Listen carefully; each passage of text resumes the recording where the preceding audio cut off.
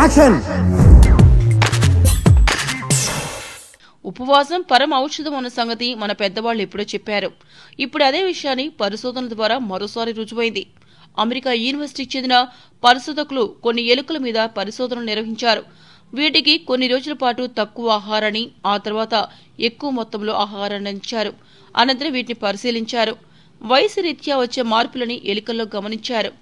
తక్కువ ఆహారాన్ని తీసుకునే ఎలుకలలో బరువు తగ్గడమే కాకుండా అంతకుముందు కన్నా ఉత్సాహంగా తిరగడాన్ని వీరు గమనించారు. వీటి కణాల ఉత్పత్తిలో కూడా మార్పు రావడాన్ని పరిశీలించారు. అయితే ఉపవాసం లేదా తక్కువ ఆహారం తీసుకోవడం వలన మనుషుల మీద కూడా ఇలాంటి ప్రభావాలు ఉంటాయా అన్న విషయాన్ని వీరు ఇంకా పరిశీలిస్తున్నారు.